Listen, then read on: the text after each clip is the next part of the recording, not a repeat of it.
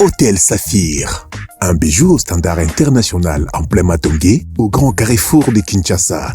Plusieurs catégories de chambres, bureaux et appartements climatisés avec Wi-Fi et TV n'a faux prix. Petit déjeuner y compris dans son restaurant aux spécialités variées avec réduction de prix pour naba client Oyuba Fandina Hotel. Ascenseur ultra moderne, disponible en permanence 24 heures sur 24, vous amène à tous les niveaux. Yaboina Matongé et Salaté. Notre adresse A4 Ikelemba, quartier Matongé, commune de Kalam. Téléphone 084 710 99 99 081 600 8000. Hôtel Saphir, beau cadre, bel emplacement, bon prix et beaucoup d'avantages.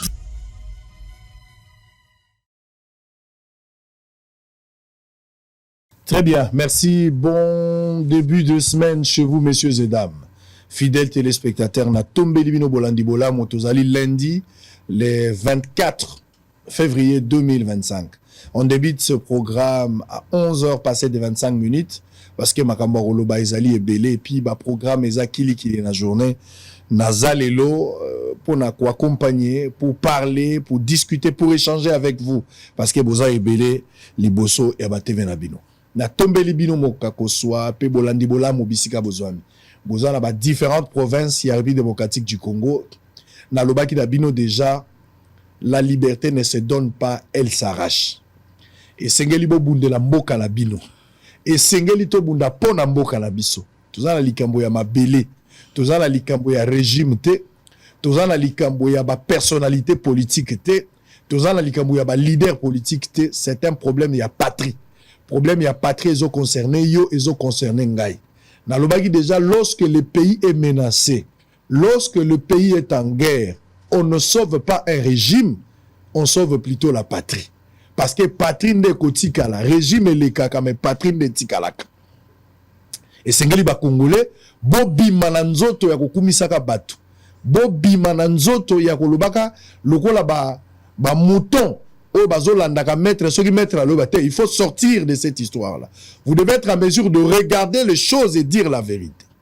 Quand ça marche et quand ça ne marche pas. Bato bazako kufa mikolonyo so. Lelo na kotia ba image ya bato ndenge bazako kufa na Goma na Bukavu. Et la responsabilité totale ya bato bazako kufa eza na Nanga. Nanga n'est responsable numéro 1. Na ibisaki bino même ceux qui dans forme nyoso tolobito solo la lelo. Est-ce que Nanga ko sekuisa bato ba bomi déjà na Goma na Bukavu? Est-ce que ba Nanga ba ko ressusciter bato wana? Bato wana ba ko zonga na bomo ito ba ko kufa libela. Mikolo nyonso baza ko bomba bato, bazo bomba ba avocat, ba komi na ba taxe ciblé, bazo landa ba homme politique. Ils suivent des leaders. Boyoka ki ba bomba ki musicien o yazala ki engagé, ba betake. Mikolo nyonso baza ko bomba bato. Bomona ba image ekolelisa bato metoko tcha ba image wana. Bomona ngomso na ba réseaux sociaux tokolakisa yango. Bomona ndenge baza ko bomba bato na Goma. Babomi bango na Kasai te. Babomi bango na Bandundu te. Babomi bango na Kinshasa te. Babomi bango na Congo central te. Babomi bango na Bukavu, babomi bango na Goma. Des Congolais de père et de mère. Bomona ba image. Bato babomi bango zali M23 na Nanga. Et Nanga est le patron. Makila wana ezala mutu ya Nanga na bato M23. Vous devez protéger les pays. Vous devez protéger les pays. Je vais prendre les informations du jour. Le tout premier invité, il s'agit bien du pasteur Egili Bokwale. Notre premier invité du jour. Est du pays, la Chine exhorte le Rwanda à mettre fin à tout soutien militaire de à la rébellion du M23 et à retirer ses troupes du territoire congolais. Maïndombe, des militaires incontrôlés accusés de tracasseries, arrestations arbitraires et amendes abusives dans les secteurs de Bateke. 30 mois de prison pour Mike Mukebai. Moïse Katumbi déplore une condamnation unique et manifestement politique. Guerre du M23 dans l'est du pays toujours. Nouveau procès de soldats congolais fouillards à Lubero. Burundi RDC rencontre entre Tshisekedi et Evariste Ndayishimiye à Kinshasa. Guerre dans la République démocratique du Congo. Le ministre belge des Affaires étrangères promet de s'employer pour obtenir des sanctions individuelles. Tshisekedi annonce un remaniement gouvernemental et un recadrage de l'union sacrée face à la crise sécuritaire. Tshisekedi est pour le dialogue, mais pas avec ce qu'il qualifie de pantins. Je préfère parler avec leur maître, mais leur maître a fui le 15 décembre quand il fallait parler. On va suivre la déclaration du chef de l'État précieux à ces images. Joseph Kabila à l'Afrique du Sud, soutenir un régime tyrannique en RDC ne résoudra pas la crise. Jean-Marc Kabound n'a pas été libéré par grâce présidentielle, précise son avocat. Avant-dernière information, Goma, plusieurs familles de militaires et policiers amassés dans des salles de classe. Pour terminer, Kinshasa, environ 10 miliciens Mobundo tués lors des affrontements avec les FARDC près de Maluku. Allez, on va démarrer avec le pasteur Guili. Serrez vos ceintures. Messieurs et dames, nous sommes en direct. Pasteur Guili Bokwale Mbote. Bokwala, pardon. Ouais. Mbote. Mbote Papa Sango, Mbote na bande konyonso ya Bosolo na politique télévision, Mbote na ba congolais et congolais ba Olanda biso de partout. Mbote pe na ba oyo nyonso balinga kamboka. Na ba o balinga kamboka te, mais ba Olanda biso. Très bien. Alors, toko tanali solo na bengeli lelo, to sala analyse par rapport à la situation politique ya mboka na biso. Na ina iba d'abord état d'esprit na yo lokola congolais. Lelo na Tongo par rapport à ce qui se vit dans le pays, surtout na partie est République démocratique du Congo. Ah bon, dès tant que congolais, on mentionne bien état d'esprit ça vraiment na koloba malonga te, tandis que mbokezo bundate. Bandeko bazo kufa makambo belebele zoleka congolais vrai neti lelo to salimi sanayo olati soutanité elingelo bake c'est donc situation za ndenge oyo ezalaka te et il y a deux fois peta muso yambanga na Bernabeu na yakata muso na beti moi blanc mais lelo monika moi simple pour na kozala en harmonie na bandeko pe banya balata moi kazaka me baju yangote na ba ikipe bazolela alors tozana bango elongo et tozo traverser ba moment moko yo moral les a vraiment au top te. Très bien. On va commencer l'émission de ce matin directement. Toujours mais on va dire l'essentiel. OK. Toujours pendant la makambuya guerre contre Baswahili. Maman premier ministre azo kamwa likamwango euti wapi. Mais nazo tangelo na no communiquer ya bato ya 5 ans. Atangelo ka communiquer. Bino batozala nda couper bozoyo kabiso tozotanga communiquer. Na kozala commentaire mingi te. Mais na kotanga ndeboyo kabino moboyeba virus eza ko uta wapi.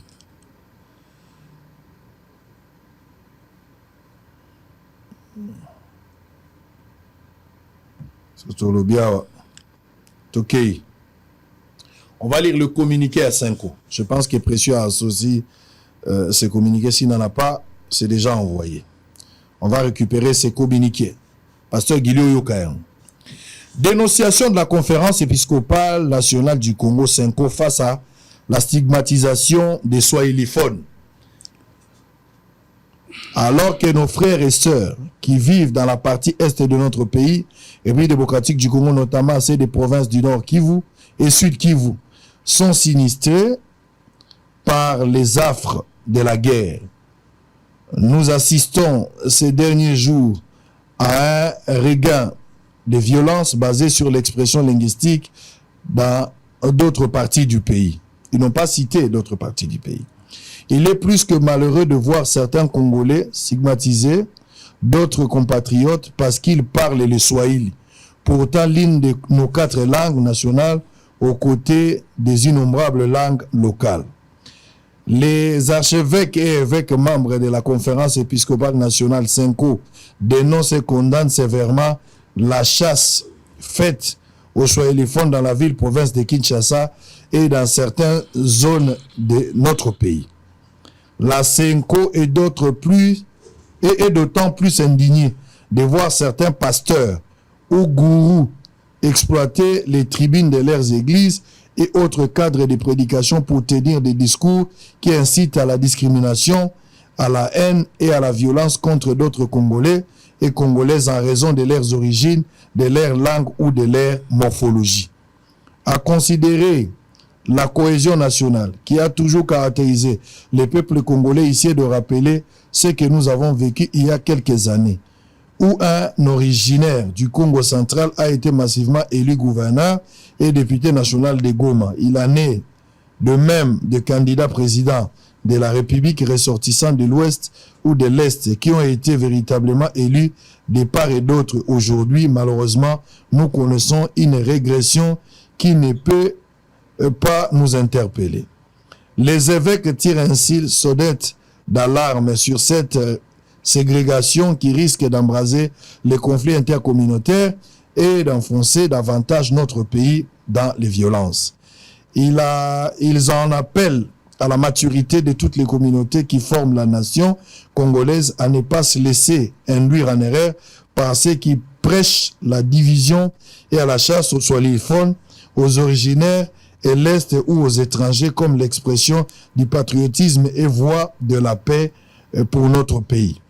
Ils invitent par ailleurs à la compassion et à la solidarité envers ses frères et sœurs qui se trouvent forcés par la guerre et l'insécurité de quitter leur pays, leur maison et à leur offrir l'hospitalité dans nos familles et dans nos lieux sécurisés. Il recommande ainsi au gouvernement à prendre ses responsabilités pour assurer la protection à toutes les couches de la population congolaise, à garantir la cohésion nationale et le bien vivre ensemble de toutes les races et ethnies à la République démocratique du Congo. Pour terminer, que par l'intercession de la Vierge Marie, Notre-Dame du Congo, le Seigneur nous donne de vivre dans l'unité de paix. Moutasigné Ango Komonae, Monsieur Cholé Donatien, Monsieur Cholé Donatien, secrétaire général la Senko. Il m'a signé Ango le 20 février 2025. Nous sommes en direct, messieurs et dames. Les propos tenus n'engagent que son notaire. Nous sommes en direct, on va faire le travail. Pasteur Gili Oyoki Cholé. Basango bazwaki bango moko initiative. Mutatindi bango azate. Babimiawa bakuta na mokonzi ya mboka, basengi audience chef de l'état ya mbibango. Babimiawa na arrogance nyonso te tokokuta na nanga tokosolola na ye. Bake bakutani na M23, bakutani na AFC. Nous étions tous surpris, tomoni bango bakutani na Kagame à Kampala. Na Kigali. Bakutani na Museveni, bake na Bruxelles, bake okutana na bao ya Bruxelles. Balongoana, babi bakutana ki pe na Kabila, mais à travers représentant na ye. Pendant que tous c'est la résolution ya kotambola na bango, Abbé Cholé Donatien na batu na ye, eloko ya liboso asali na no interview na France 24. Donc compte rendu na ye eza na Kisasa te masali yango na France 24. Et deuxième sortie na ye ezali lettre oyo auti kokomawa oyo aza kolobaki awa na Kinshasa baza ko attaquer baswahili. Nalingi o analyser biyoko mibale. Démarche ya Cholé na bato na ye eza démarche moko suicidaire, démarche moko téléguidée ou par procuration d'un groupe d'individus ennemis du pays, ou bien ezali eloko moko ezali fondé ou eza na sens patriotique et koki ko apporter la paix. Voilà liboso. Yami balé likambo ko attaquer ba Swahili. Oh ya lobi na kati ya Kisasa. Premier ministre a répondu to kolobra osima, mais malobézé pas na. Je n'ai jamais été d'accord na likambo yo bande konabiso a Senko basalaka. Obandinga lelo, mais chaque fois so na ye na epa na yo lingaka tozonga mwa muke sima. Si, allez-y. Obande ko bazwa mwa likanisi. Mokonza mboka a lancaka consultation. Début novembre 2020 et même abiso na décembre 2020. Après le 6 décembre, Mokonza mboka a pesi discours ya kokata coalition FCC cash. Na pesa bande ko mwa likanisi ya malonga. Président de la République ayamba Senko abanda na bango. Kolongwa kabwani na bango na palais de la nation. Senko se diriger Tsika Kabila alaki. Biso ba Congolais to ebité. Mais Senko ayeba ki place Kabila sa. Senko aki akuta na Kabila kokota bazokota. Kabila alegi na kiti na ye chemise à bleu manche courte, pantalon noir à telemi, basango babandi ko s'incliner, abandi ko pesa bango place à ofanda. Makambo yo bakenda ikolo bakuna Tilelo et Bimate. Apocalypse. Et Bimate et l'Obamate. Élection, il y a dimanche 30 décembre 2018. C'est quoi bandi matata na yango? Il semblerait que mbongo moke utaka libanda et que le kaka na nzela na bango mbongo ango ndenge to yoka masolo et kabwana na rien de la paix. C'est pas loin, juste na Wileri. Ndamwa mbongo ngo kabwana na Congo central. Mais oyo na o confirmé na plateau ya bosolo na politique 40 000 fonds.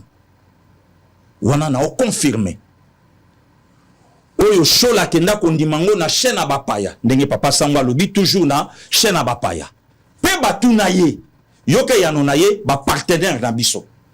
E uta wapi? E ute pa ba partenaire na biso. E kenda wapi? Réponse te. Ndembala ya liboso. To ebite ya mibale kozala. To yeba ke Monseigneur Chola ke kumaka na lingala donc abege ya kana lopoto Hongrie France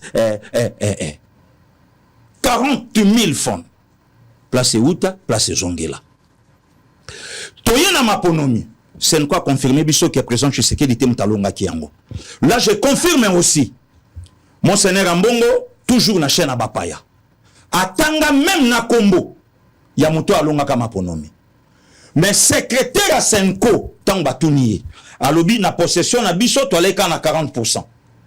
Na 40% c'était Tshisekedi ndemtalaki en tête et chebiso na kati ya bambrouillement moi ebelé embrouillement ebelé tolali tolamuki lobi awa Senko bandi makelele papa sango za ba vidéo mikole komika soko sambi omoni na kendeki te tango ekomi boko tsande komitera na ya kota yemta na téléphone avec sa moi ba image.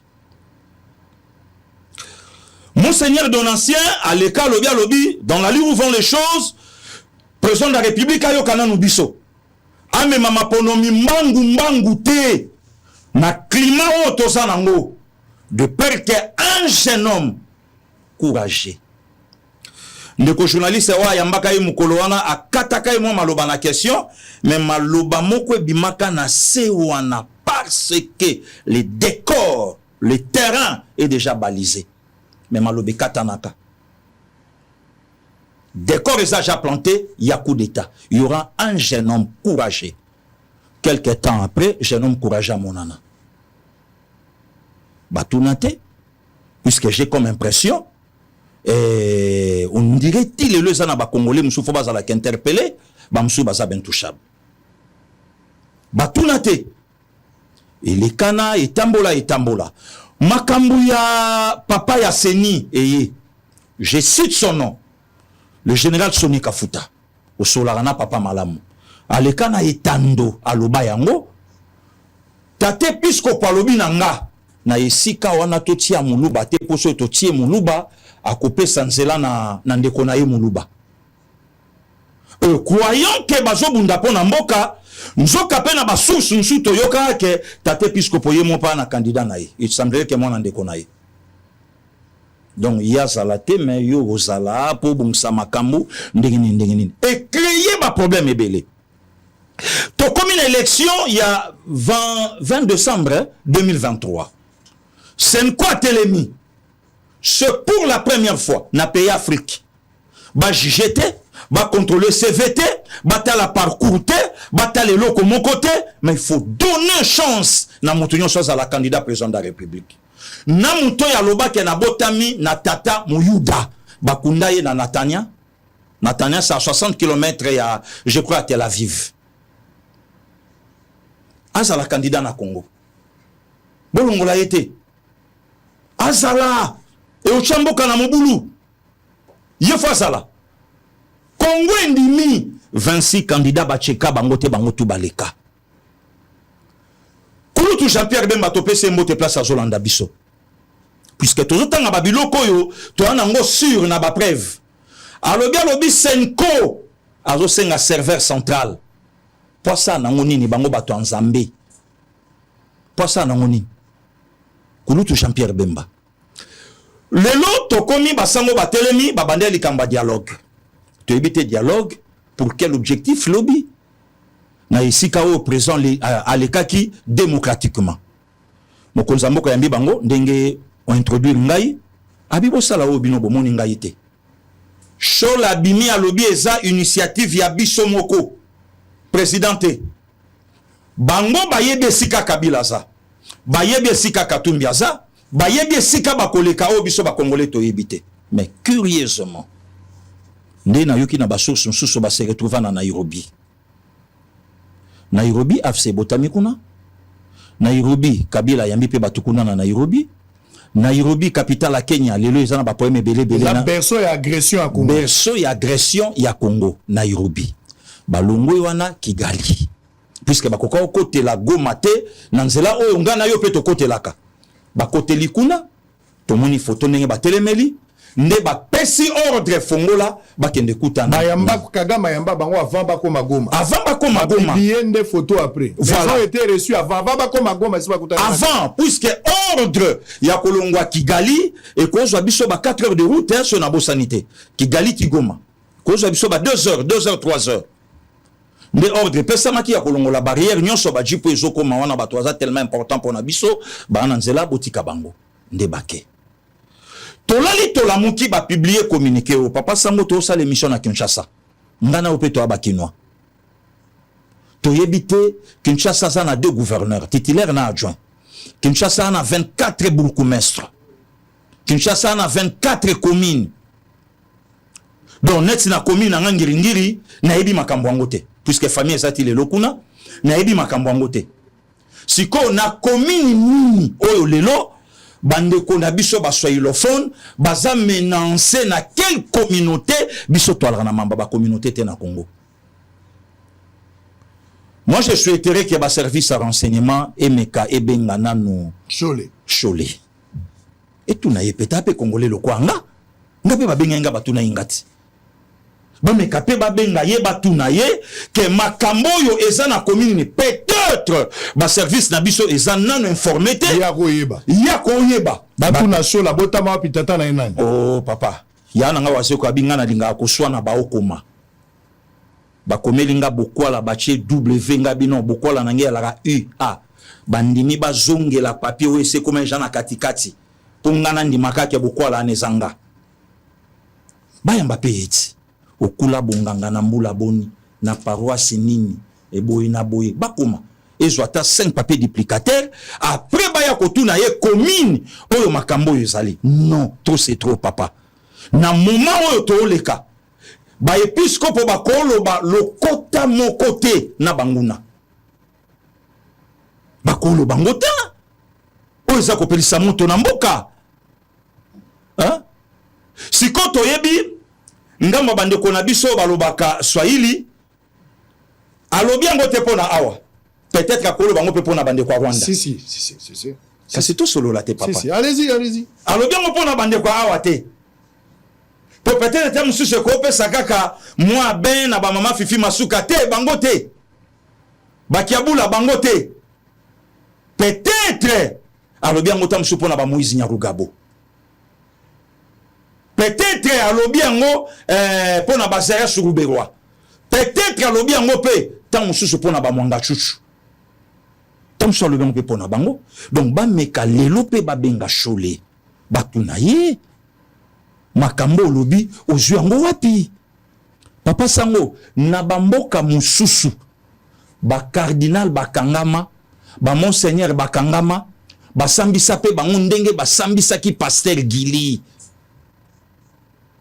ndenge pasteur Gili asambaki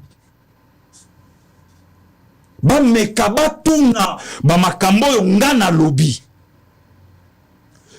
le lotanga lobi que certains pasteurs bazolo bana bacheur na bango mais papa mais faut tozala maboma to wanga na oyo elobami na bamisa tozali awa oyo elobami na bamisa mokonza mboka ke asali voyage na Kasai azongi alobi non kuna mboko yese kufa d'ailleurs eloko akoyiba wezate biso toyende poto se kuisango moko na bango na senko asalami salobi muta sansa kopia biso espoir boyo kamamba lobi akati alinéa de au présent continuaki awa makambo ya papa auta otika biso ancien ministre à transport basango balobani ni ponango hein.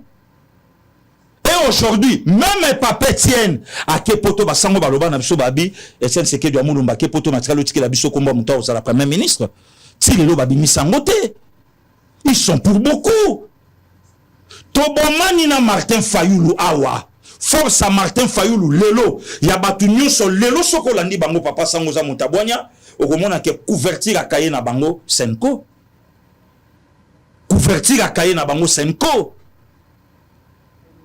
tobomani awa bango baloba na biso ye mutalunga menacé monseigneur Chola loba na biso lobi 40% o biso salai nango Tshisekedi mutalai likolo mais lelo to kabwana lelo to kabwana donc oyo kaka na koloba na linéa 1 ke mboka pe ebengana no Chole yaka batu na no Chole o l'équipe pasteur Gili na ki congolais te yo za mutu ya bankutu ba mai ndombe awa pasteur Gili aza congolais bokila lokonde fapeka to bato sokola bato somania binomba le bo andenge moko yaka na mulimbole la biso to mekato e ba peut-être na nzela na bino to koki pe toujours ba élément mususu mais tant on va parler pour na Vierge Marie hein mobotu ya Nzambe asambela pona biso na paroisse moko wana Kinshasa na 13e rue Saint-Dominique babamba mama Santo Maria na mabeleti lelo baninga na nde bato bakomi malamu na bango Rosi Chimanga Mukendi muninga na biso ndeko na biso yebi atika biso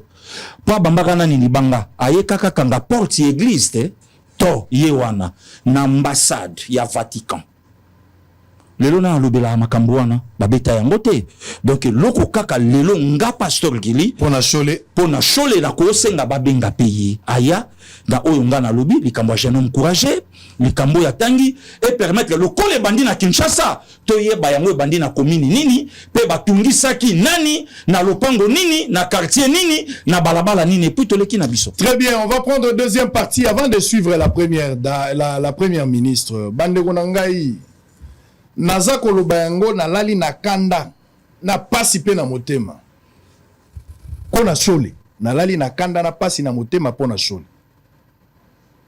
Monsieur Donatien Chole, à un certain moment tous a l'impression c'est comme si vous pensez être l'absolu de la vérité dans ce pays. Vous vous trompez, monsieur Chole. Ozaka un Congolais comme tout autre Congolais libre koki kopesa sa vie na yo. Aucun sagate que Chole, abe Chole soko lobby, c'est que maloba na yo komi absolu. Tu te trompes mon frère. Naza na impression, na banalise belé que Chole azali élément majeur ya division ya ba Congolais. Abe Chole. Abe Chole ozana rôle moko ya makasi ozako sala pour diviser les Congolais. Vous donnez l'impression d'être de bonne foi. Mais si balandeli yo malamu, on peut conclure à la fin que Abe Chole yonde motoza penza le canal par lequel le Congo peut être divisé. Na ba discours na yo, na ba position na yo. Toza la Kinshasa. Soki obotamaki na Kinshasa te, ça c'est ton problème. Soko zaki na Kinshasa, tant mieux. Moto abotami na Kinshasa, na moto abotami na Congo central, moto abotami na Goma na Sud Kivu. Biso nyonso toza la même pied d'égalité, toza ba Congolais. En vertu de quel principe? Yo akoyebisa biso ke bazoboma baswahili awo. To bazolandela baswahili bazo ko attaquer bango. C'est clair. Na Goma bazoboma batu. Oyebi peta o mboka ezali kolekisa. Olingi okotisa vene ya division pour que guerre civile banda entre la population. Voilà. Na banda ko s'entre-déchirer entre bango. Ça c'est le travail que le diable fait à Malibu. Au côté ici venez au batami au tali batune bazar au boum. Nyoka. Au komi pe mukanda. Au lobi pe que bazo attaquer baswahili wapi. Bazo attaquer bango wapi. Au kope sa biso adresse biso ba congolais bazo attaquer baswahili. Arrêtez avec ces discours. Il y a qu'on diviser Batou. Nous avons déjà compris. Na ba église normale ngai na ba église normale. So ezaki lokola ngai. Pasteur église na yo, na ngai na excommunié yo. Ça je vous dis. Vous voulez diviser les gens. Mutu moko bimisi discours là ya division te. Kaka Chole nde yo ko bimisa discours ya division. Il faut surveiller Cholet, il faut surveiller les mouvements. Les propos de Cholet, il faut le surveiller. Ce n'est pas responsable de tes propos. Je qualifie ça de l'irresponsabilité. Et vous êtes un vecteur. Vous êtes le canal par lequel le diable cherche à diviser le Congo. Abbé Cholet. Et c'est regrettable. C'est regrettable. Un homme de Dieu ne peut pas se comporter comme ça. Ça, l'assemblée, c'est comme si on s'anguissait les Congolais, mais ils ont divisé les Congolais. À travers un communiqué, ils ont dit que les Congolais ba balani na baswahili, baswahili ba balani na bakongo, bakongo ba balani na baluba, baluba ba balani na baswahili. Un peuple uni, indivisible. Tata bemoko, mama bemoko, ba besani ko va na place moko. Nous avons des amis. Bato ba sala na musala yo sala bosolo. Est-ce que baza baluba? To baza bangala, to baza baswahili. To vandi place moko parce que dénominateur commun za Congo. Mais ko koti sali nyunyu kuna yo. O bandi ko koti sa vene muke. Mais la ligne que vous avez échoué. Cette mission est diviser les Congolais. Monsieur Cholet est collecté. Mon frère. Je suis totalement déçu. Si au Tambola qui a joué avion, on se retrouvait à Goma, on se retrouvait pas à Museveni, ok, pas Kagame, au Tamboli partout. Conclusion, yo moni parmi ma conclusion. Et là, vous avez communiqué à diviser les Congolais. Tout est communication. Voilà. On peut lire entre les lignes et comprendre l'esprit qui t'anime derrière qui anime ce communiqué. Le communiqué là, vous appelez les gens à être divisés. Osons voiler un mot la bolingo, mais vous êtes en train de diviser les gens. Il faut surveiller la baie Cholet. N'a pas dire naïe. Et ne donnez pas du crédit quand Cholet parle. Na complété au mouké papa sango bandeko ba Holanda biso. Cholet na bandeko ne ba komi Goma. Curieusement pour le problème il y a Congo où ils a patrie tor nabiso nation mabele nabiso tala image ya tant Cholet bakende okuta na président tala ilungi na bango nyonso ya laki na sengote o ya kangio ya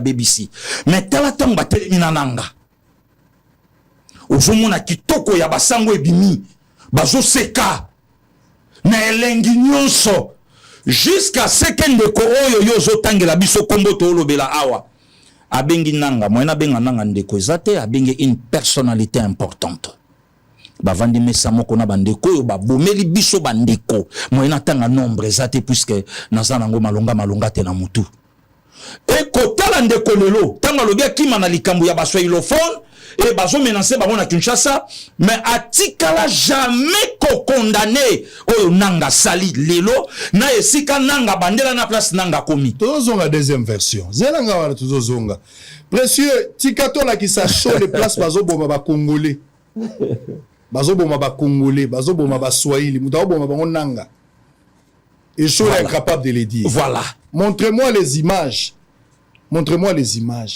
Na lobaki eza dur, mais ne nous en tenez pas rire. Oh, quoi, kota la té. Monsieur Cholet, là où on tue des Congolais, M23, nananga bazo bomba ba Congolais. Les Swahilophones. Congolais na ba Swahilophones. Vous n'avez pas le courage de le condamner. Oh, na Kinshasa batumbi mutute, babomi mutute. Monsieur Cholet, tu as menti. Si vous aurez le courage, venez à Bossolo. Je vous invite ici. Je vous poserai des questions. Mais je vous dis que vous avez tapé à côté. Mission na yo ko diviser ba Congo, ba Congolais et kosimbate, ba Congolais baza unis indivisible. Toza la guerre ethnique awate. Ba to baza kimia. Tondimi ko fanda na banyamulenge. Ba bengi ba komande ko na biso. Na gouvernement actuel ba tie même na ba banani baza na kati. Ba banyamulenge na kati ya gouvernement. Yo ko ba ke ba to baza ko to kabonela wapi. Tozala baswahili, tozala baluba, tozala bakongo, tozala balonzo. 450 tribus aux hommes mouké. Cholet veut diviser le Congolais. Il faut surveiller Cholet. Il veut diviser le Congolais. Regardez les images. Fais-moi voir les images. Ça fera mal. Mais supportez-moi. Je voudrais que bon mona. Bato babon bango wapi. Tchason bato wa yoka. Yesu Kristo. Abatu bapata. Atu tranti Mungu baba. Pardoni pipo. Ona batu Mungu. Yesu Kristo abatu bapata batu trantini baba pardoni Botinde la show les images boye bisaye a condamné nanga na M23 ndenge babomi bandeko na biso ba congolais ba swahili botinde la ngoshole atika kokima na Kinshasa on n'a pas tué quelqu'un à Lubumbashi on n'a pas tué na Grand Katanga ou bien na Kolwezi na Luala babatikali ko bomate na bando na place moko te na Congo guerre ethnique ya ba swahili ba luba ba Congo etikali ko sa mate Chole azo mona makabozo le kanalo mais ya komisa mwana Kisasa il faut le bala Chole ke za la Goma ezawate monsieur Chole vous devez comprendre ici que l'esprit de diviser le Congolais aujourd'hui est aussi mbatté. Vous avez échoué totalement. Et si c'était ça votre mission, je regrette. Je suis totalement déçu. Okay. On va suivre la première ministre. Regardez la première ministre. On se retrouve après. On va continuer avec le pasteur Guili. À tout à l'heure. Le loba nabino que cause à la moussoine dit comme il problème na RDC likamon bimeli wapi. Et bimeli wapi. Baswali bazali. Baza ibele. Bazo vivre normalement, même na Kinshasa. Sikoyo, elo konde to boyi. Eza batu oyo bazo manipuler population pour justement aller faire ces exactions-là. Et c'est pour ça qu'il faut être très attentif et très prudent. Même vous qui êtes à l'extérieur, en fonction de comportement na bino, batu mususu ba pour récupérer, baloba botali, bomoni, basala ki boy. Wana eza ceux qui baka ezali eza baka isolé et comme mon konziombo kalobi yemoko aloba ki yango baka wana il faut to landelango to sanctionner parce que mutu o asa congolais on ne peut pas lui refuser le fait d'être congolais et nous n'avons pas de problème avec les Baswahili, avec les Bangala, avec les Bakongo, avec les Baluba, nous sommes tous des Congolais et nous n'avons pas besoin d'être divisés. Au contraire, na moment où nous avons besoin d'être unis. Je ne sais pas bino a boza a en Suisse est-ce que poko mana na moninga otambola na yo zotu na yo zanani. Ilikamo ebimeli wapi e bandeli ndenge nini. Tozala na biso to fandaka tozala na problème wana te pourquoi les lois comme la biso problème et ko comme problème te nous sommes au-dessus de ça, nous travaillons dans l'unité, nous vivons dans l'unité et c'est ce que nous voulons prôner, cette cohésion de la RDC, tous unis ensemble contre l'agresseur. Nos problèmes à nous, nous en avons et nous devons les régler, nous ne devons pas l'occulter et nous devons travailler pour ça, il n'y a pas de problème. Mais nous ne pouvons pas accepter que Munguna Moka et Wutilibanda à côté la biso, à Luka, Judith Soumino pour un message wana. Donc Congolais n'y sur place aux alliés communiquer à Chole. Il faut même pas suivre ça. Manipulation totale. Il faut même pas suivre. Ne donner aucun crédit à ce communiqué. Les manipulation. C'est une forme de division mais voilée. Voilà. Parce que si c'était quelque chose pour nous diviser. Il faut pas donner du crédit dans la démarche à Chole. Vous avez suivi quand même la maman Premier ministre avant de changer de chapitre. Non, bravo de Papa Sango. Et ça n'est loko biso toko permettre que tezako kabwana. Ça non. Nzamba pambola biso na bikolo oyo na bamboka muso ezate. Tozaka biso mona Congo. Alors tokozwa ba makambo boité to banda kokoti sango bongo ba biso bato to botami na ba deux provinces. Obotami na est obotami kotoyo obotami kotoyo. Yomokopo koli obali mwasi ya province mususu okaboli pe makila na bana bon soki babilo kwa boyeto bandi kokotisa yango et comme jamais donc quelque part il faut totelemela tato yo kandingo lobi tato yo ana maloba moko ndenge to bandoko loba na komba lole mwanyoka ala venin soka beti fait ça ba tout passe même oto nzambe. Oh, moto nzamba loba na moi bon polo, moi maloba kimia, ou ils opé sapé batou moi tout ça.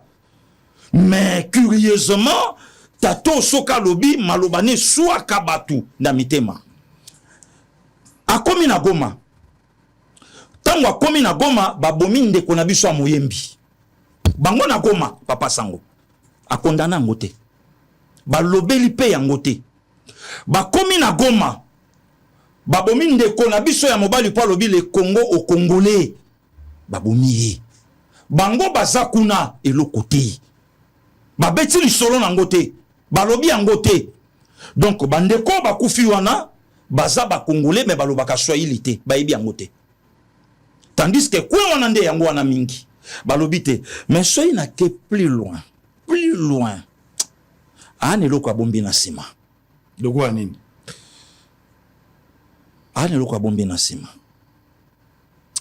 nameka na récupérer ata mwa balider mibale misato oyo balobaka lokota oyo baza kosi sentir lokola isolé na Congo na temps oyo nameka na benda ata bango po epesa peso ata mwa poids na makambo wana ezaka pasteur Gile nameka na benda tato oyo na benda pe tato oyo moni te ke bazolobela pe bango mwa bien te omoni te mikolo bakomi lokola basundoli bango omoni te mikolo lokola batu nyonso bakomi kaka kolobela bango na beta yango po esala mwa eloko mo ya malonga to benda na pe tosala mwa eloko mo ya mwa malonga. C'est comme ça que basalaka raconte il y a le soi-disant les deux fils Katangé initié par bango oyebi yango na Lubumbashi initié par bango. Il semblerait qu'il y en a source mususu baloba na bango bino boko kabwana te bino bozaya biso mais batu wana mi balende moko aloba na biso ke botuna ye ayaka na quel passeport zaïrois à l'époque ngaba ke tu nga mamba passeport zaïrois na yaka nango pona buta manga wapi mama nga botinga na mama ye mo ye pa lobi wana traître soki jida batu wana mibale bapotana awa mais bango babenga bango basangisa bango peut-être c'est loko moko bazolinga basa démarche moko boye papa ya ko récupérer moi mitumi bale misato ezawa moi fistré na moi ba démarche na bango na moi betamboli na bango to meka pe to benda bango pour meka esa ata moi bien puisque ceux qui démarche wana et alaki malonga show les places ça il fallait banana ko condamner show la bengi nanga personnalité importante na makila bako ya ba congolais na maboko nanga yemoko na Jeune Afrique abi na sengi na ba militaire rwandais batika koboma ba congolais là c'est nanga na sengi mais bango basana Goma babomi bandeko o batikali kosala communiquer te balobi eloko moko te babeti lisolo te bautaye kozonga ya 2 jours so na bosanité bayaliao aussitôt rentré nde bamo babeti lisolo babi na commune moko na Kisasa papa sango l'état pesa biso ata moto to meka to tambola non na ba commune d'ailleurs yo sala musala na bosolo na yo na ba personnel na yo ba place muso koma na efo perso bongo kana Kinshasa nege o tambola te to meka to tambola lelo to zo ata 10 communes to silisa lobi pe to zo ata 5 lobi on a to zo pas ata 5 et lobi on a comme ça to zo ata 4 chole ayebi ba adresse il faut ka batuna comme ça to yeba et si kanini soki te en tout cas ba service ezolanda biso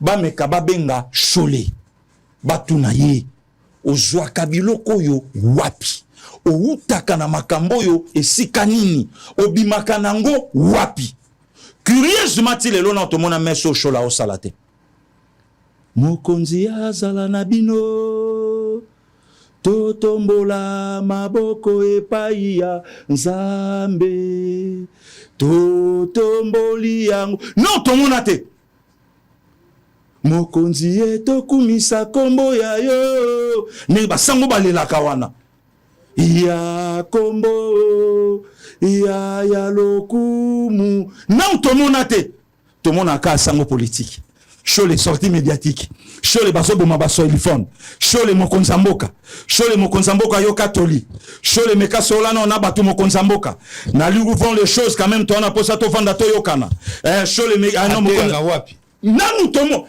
na senini tomona makeno zitala shole ya ndiyai zitala shole ya yekota zitala tomona shole rien tomona ka shole boka pembe ya babuto maintenant tomona ta osa musala c'est-à-dire en quoi analyse na yo show les plus politiciens que serviteurs de Dieu bongo kasi papa moto azolandanga atindelanga vidéo ti que non asalaki messe na Saint-Léopold, asalaki messe na Saint-François na Kitambo, asalaki messe na Saint-Pédus Sangiringiri, ake koyebisa bango ndenge papa Sango alobi tozo soutenir régime te mais la patrie. Nyonso biso to sala bokonzi na likolo nde eleki. Bandeko to banga nzambe nyonso ekoleka mais liloba na nzambe batu batalama ke non asalaka mamba politique mais ya nzambe pe wana vidéo ezate image ezate le plus politique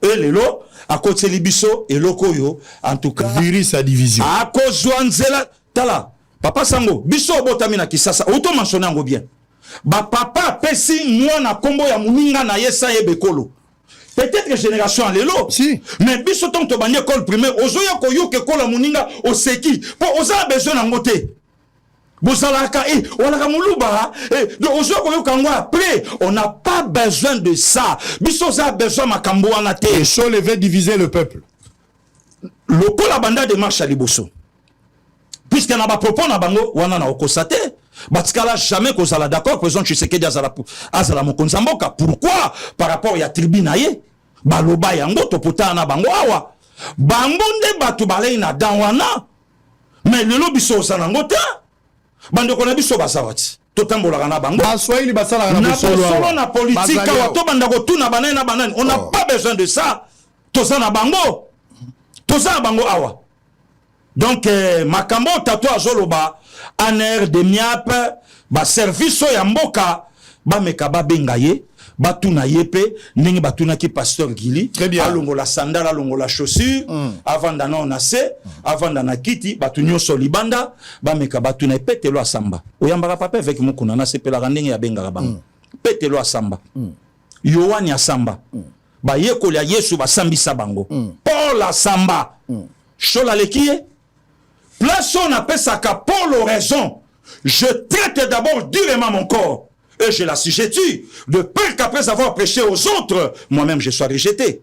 Est-ce que bayebi makambo yo ou bien mbongo kaka mutu esala bango to en ya Tshisekedi na kati na bango. Très bien. Mais biso ba congolais to tikela bango nzela te pona Congo na biso. Allez, nous sommes en direct messieurs et dames, monsieur Chole Zala Claire, monsieur Donatien Chole Zala Claire. Ça ce n'est pas le langage d'un serviteur de Dieu, voilà. C'est plus le langage d'un politicien. Vous n'allez pas obtenir résultat pour la division et le peuple congolais. Le peuple congolais reste uni et indivisible. Toza peuple moko, ce qui nous unit est plus fort que nous-mêmes. Toza ba congolais. Ko expliquer biso le komuzuzute. Guerre ba Swahili na Kisasa ezalité ekotika la kozalate. Guerre ya baluba ezalité ya ba Congo ezalité. Congolais nyonso azali libre ya kotambola na mboka na ye esika ya lingi. Ya kovanda place nyonso ya lingi.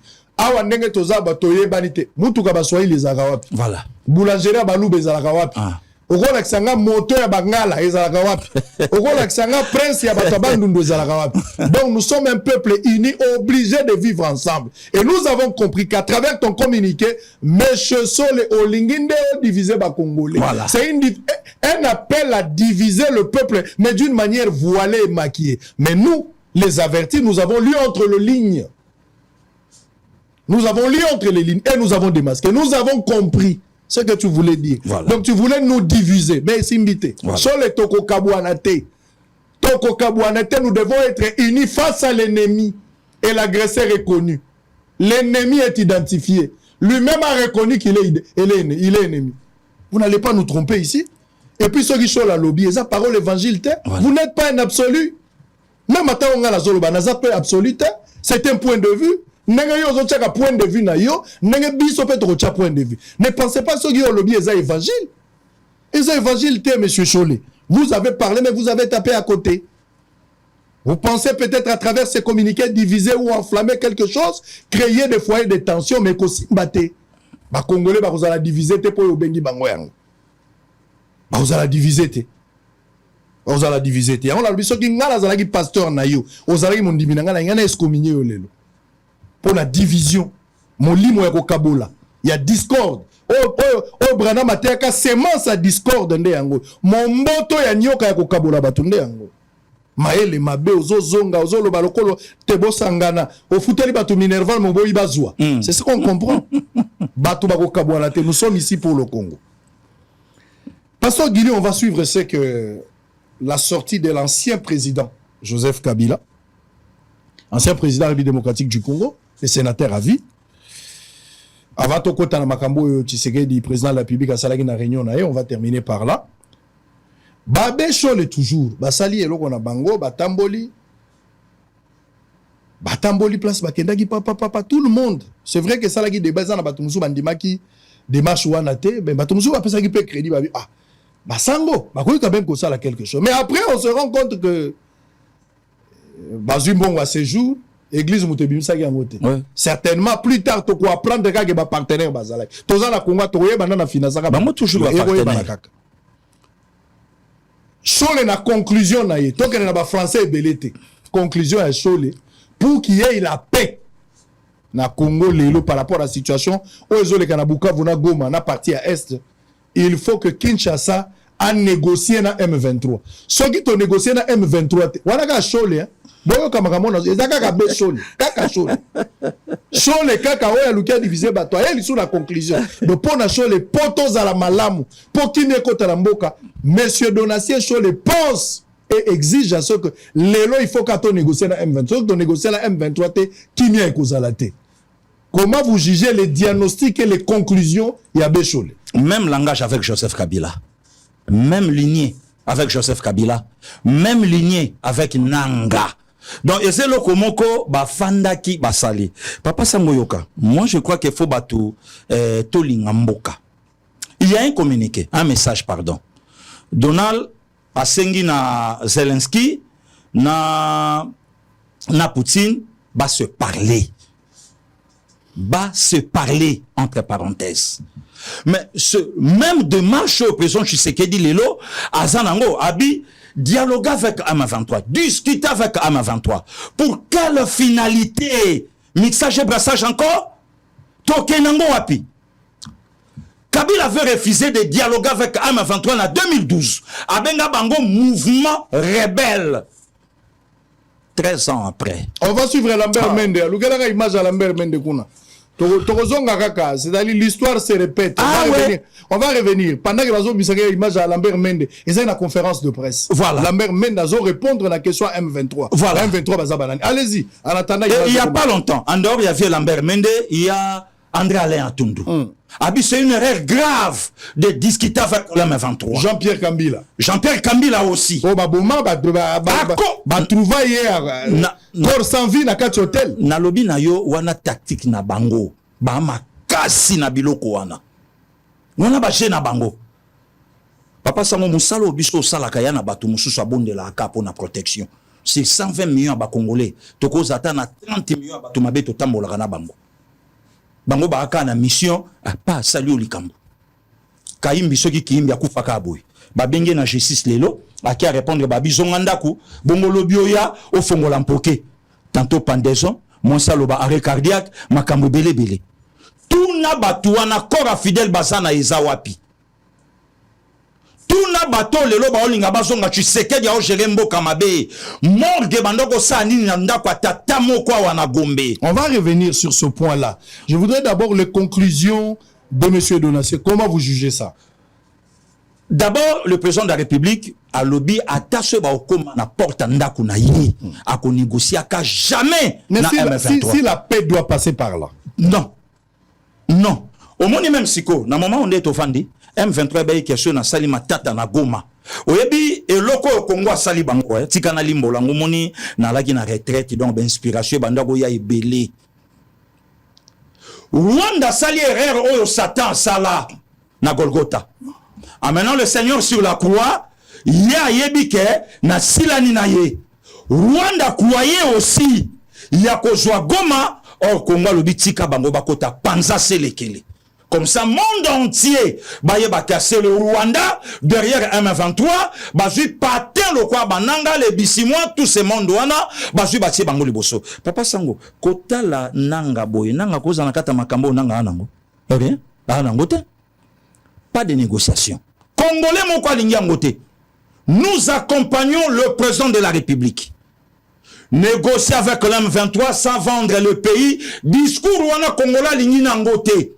Soki bino bo négocier ka lobi bote kakamboka avec Tshisekedi, négocier ou négocier pas, vendre les pays, vendre pas les pays, N-O-N. Monsieur le Président de la République, à Outoloba, à Lobi, tout ce qui option, il y a voie diplomatique. Ce qui voie diplomatique, d'abord, chapeau bas, na Madame Thérèse Kayikwamba, et oh, les loba, tout nous sommes félicité, na Moussala, oh, ya Osala, na République démocratique du Congo, Mboka Tatanaye. Yami Balé, ce qui voie diplomatique est simbité. Là, sur le Président de la République, Fachi Beton, habite Toko Simbaka Minduki. Pe Toko récupéraka, Mboka Nabiso. Bon, tout ce hypothèse yananga. Dialogue avec M23. Ndanga ye Kisasa, Bisimwa ye Kisasa, Batouana Nyonso ba ye Kisasa, Mendeko wana musicien, a ose quoi ta? Bandeko ba kufi wana bandeko na biso ya Goma, ba ose kwa lisuta, nanga awa kozwa cortège, nanga awa gironphare.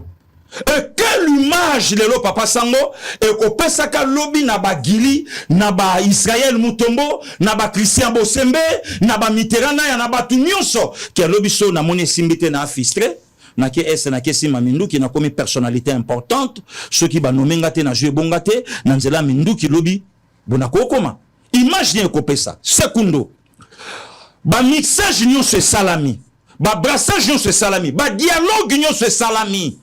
Et même Abisso n'a quelle finalité? Bon, s'il faut aujourd'hui dialoguer avec l'M23, bon, bah dialogue avec Salamana ba CNDP, n'a pas ton pourquoi pesa Abisso na STT? Et qu'est-ce qui prouve que dialogue aujourd'hui avec M23 n'est au Abisso na Est? Nyonso et Salama, Papa Sango. Kunda Batouare, Raymond Chibanda, bon, Nyonso et Salama. Pourquoi pesa Abisso na STT? Donc, au camp de Abisso na Est? Si aujourd'hui, quel est le Congo a arrivé qu'on discuter. Papa Sango, Nangolo Nzambe na ozwa cour moko.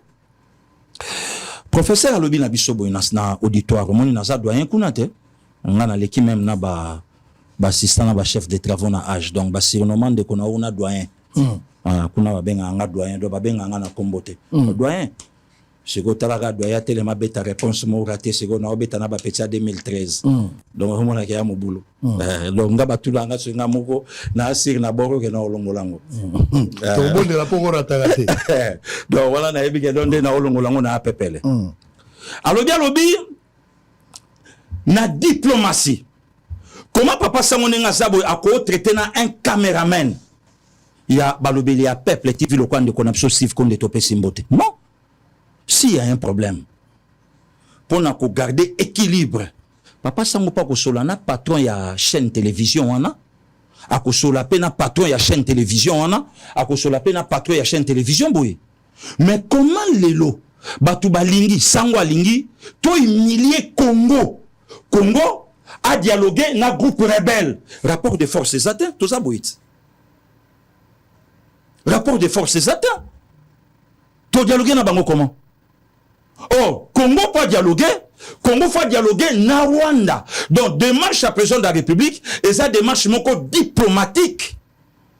Que na discuter na Kagame, na tout na yé au bomaka peuple nanga pourquoi? Ne démarche au Trump passé na Russie na Ukraine. Abi bo solo là. Bo se parler. Même démarche yangona. Alors pourquoi Sango? Nayoki na basource msusu aujourd'hui, archidiocèse à Kinshasa avec le prêtre Mawatro. Il y a des prêtres aujourd'hui abandonnés. Il y a un prêtre, Babetelenga quoi lisolo, mon accord nanda quoi après au moins 3 jours. Et banyo pour là. Il y a des prêtres malades. Nayoki même na kati archidiocèse que non, bakambi na bango balingi même pas ko solo là, na basango wana bato nzambe. Il y a même un prêtre limogé. Lingi to vanda to mekato solo la gestion na biso archidiocèse ya laga boité to mekato vanda balingité mais tant ya kotambola Nairobi tant kotambola Mombasa Kigali boye na boye wana nde tant ezali mais pour dialoguer avec le prêtre à l'interne wana nde NON. Donc démarche wana eza fondé papa Sango ba épiscopo ba na mission na bango to sape na bande ko na biso ba Sango na ba famille to botami na bango to sape na baninga ba Sango to kola na bango to beta na yebale avant 18 ans akende awa na Jean-Marie Vianney to sala na bango lelo atanga na kobenga ye sango me ye ayebi ndeko boni makambo oyo baepiskopo bakosala to kosepela nango te démarche oyo bango badwi wana ya malonga te basambwisi eglise santu katoliko même tata mokonzi eglise azosepela na ye te matata kutu alaki ifale nde alongba tala bango kutu baboyi na kotosa annonce apostolique aloba na bango awa mpo na nini te bokoki bobimisa mpe miso na makambo ya ndembo mpo na nini te bokoki bobimisa mpe mbuma miso na makambo ya miziki mpo na nini te bokoki bobimisa mpe mbuma miso na makambo boye bino kaka politike awa na kisasa pamba te polo meya eyi na kati basango baoloba na biso Pas question de faire le dialogue avec les M23. Non. Il faut oublier ça. Nalobi wana kutu peuple congolais mon côté siko ndenga olanda biso à cause d'accord nango que le président Tshisekedi de dialoguer avec le mouvement rebelle 2012 c'est monsieur Joseph Kabila Moutaloba Kiango mouvement rebelle. Bon s'il faut aujourd'hui dialoguer avec le M23 bah dialogue union c'est Salama avec le CNDP union et Botanini bon ce que Botakapé à quoi bon aujourd'hui dialoguer avec le M23. Très bien, on va revenir. Monsieur Tshisekedi, président de la République, dit dialogue pas. Mais à l'époque, le même M23, l'histoire, Lelo Maloba et Kokiko, Tala, Lelo ni Maloba, ni vidéo, le réseau qui les a isoutés. Nyon se zo resté. Nyon se zo tika. Oh, les paroles s'envolent, les écrits. Tout. Non, nyon s'envolent. Lelo nyon se bazo bomba yango. Jour au megaka ko zongi, na zongi. Nga la zo prôné pour un dialogue en interne, na loba ki yango. Le Congolais entre eux doivent se parler. Ça, je suis d'accord, je continue à faire cette campagne. Mais qui est Congolais, qui ne l'est pas? Okay. Ça, c'est encore un autre problème. Ok. Si vous voyez que Lambert Mendo Malanga, porte-parole Joseph Kabila, président de la République, Mendazo répondre sur la question à M23. Tourlandapé, chef de l'État. Et puis, il y a une analyse. J'ai suivi quand même un confrère journaliste, à Bengessi, un expert dans la matière politique, et puis la guerre, il y a région. Azako réfléchit autour de cette question. Et ce qui se passe dans l'Est de la République démocratique du Congo, c'est que Kagame cherche. Non. Na émission que tout ça la temps oh ba intelligence c'est où t'as des partout les sangana au cause ça lisou mutute chole zala clair chole zala clair regardez en image. OK. Vous demandez s'il ne faut pas négocier avec le M23. Je tiens ici à répéter de la manière la plus solennelle que tout au long de notre histoire de ces dernières années, des erreurs ont été commises. De croire qu'on pouvait intégrer dans une force armée des groupes de malfaiteurs, des groupes de bandits qui n'ont aucun patriotisme et penser qu'on peut les changer par le simple fait de l'intégration. Non, l'armée doit devenir un corps d'élite. L'armée doit devenir un creuset du patriotisme. Ces gens peuvent faire tout. Ils peuvent travailler, ils peuvent étudier, ils peuvent faire de l'agriculture, ils peuvent faire du business, mais pour entrer dans l'armée congolaise dorénavant, je pense qu'il va falloir remplir certaines conditions morales. Et les gens du M23 ne sont pas éligibles dans l'armée. Et donc nous ne négocierons pas avec eux. La guerre prendra 100 ans, nous la ferons, mais on n'intégrera plus jamais un ver dans le fruit de la nation. Jamais nous n'intégrerons des agents de prédateurs étrangers pour soi-disant prendre en charge notre sécurité. Cette erreur-là, nous ne la commettrons plus jamais et donc il n'y aura pas de négociation avec des criminels.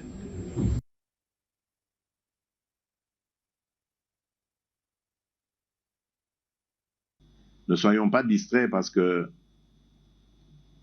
ceux qui voudront mettre à genoux ce pays, ils vont passer par nous, la classe politique.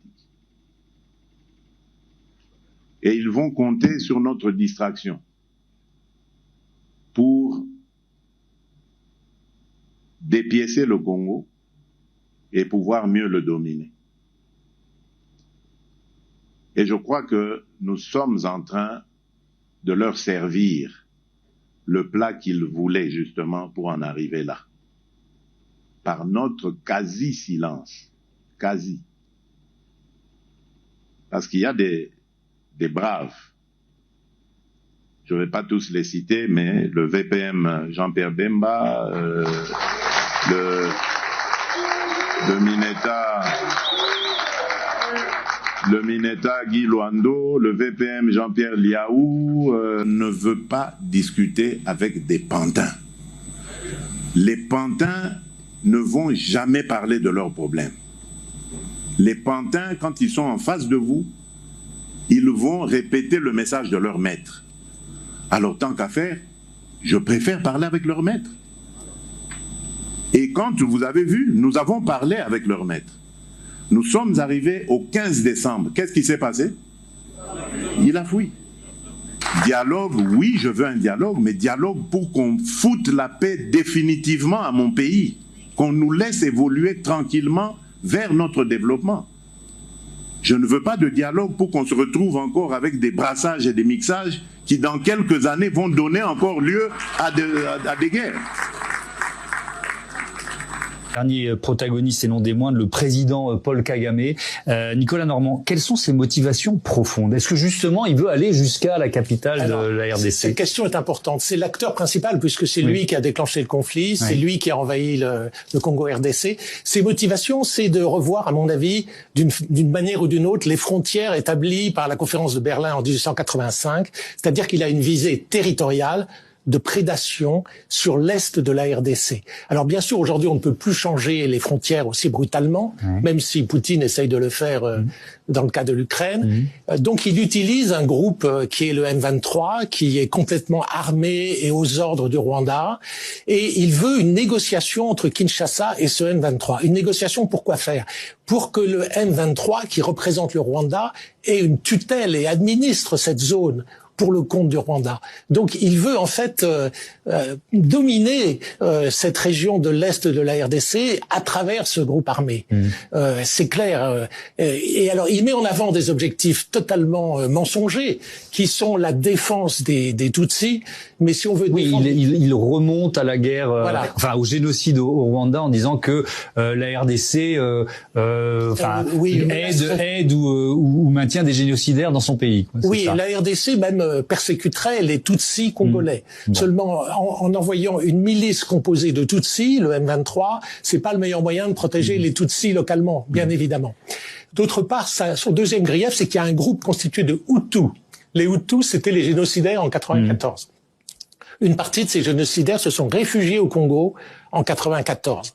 Ils ont eu des enfants probablement qui forment aujourd'hui le groupe qui s'appelle FDLR et selon Kagame, ce groupe menacerait la sécurité du Rwanda. Et ça, vous nous dites que c'est un prétexte? Oui, c'est un prétexte parce que tous les spécialistes... Pasteur Guili, ce qui est caché derrière le dialogue, si le Congo ou Kinshasa acceptait de dialoguer avec le M23. Tout ce cas-là, Rosasso respectait. Et le comment qui a changé Lambert Menda Lobiango donc na komi yango kutu abi toko négocier ka jamais na bango à l'époque Kabila ça. Et pourquoi aujourd'hui dialoguer et soki nyonso o salamaka lelo etenate à quoi bon? Donc fallait toujours démarche à président de la République discuter avec leur maître et tout na bango et bisognon sur le 15 décembre regard na biso qui fixé dans Luanda en Angola. Le président rétrograde à Kiminaye, à Bonaye Koya, puisque Anelo Korlobate. Alors, dialoguer pour quelle finalité? Pour quelle finalité? Nanga Koya, to Saliboye, Bisimoye, a Komi Boye, Oyaye, a Komi Boye, Bango pe baye na cahier de charge na Bango. Bakoti. Mais les lotos a pina Kunda Batoare. Les lotos a pina Bosco Taganda. Bakangi na CPI. James Kabarebe. Chef d'état-major dans la République démocratique du Congo, aujourd'hui sanctionné par les États-Unis d'Amérique. Le Loto Zawapi. Le Loto Zawapi na chef ya diplomatie, M. Bizuma Karara. Le Loto Zawapi na Deogracias Mugera. Le Loto Zawapi na Bango.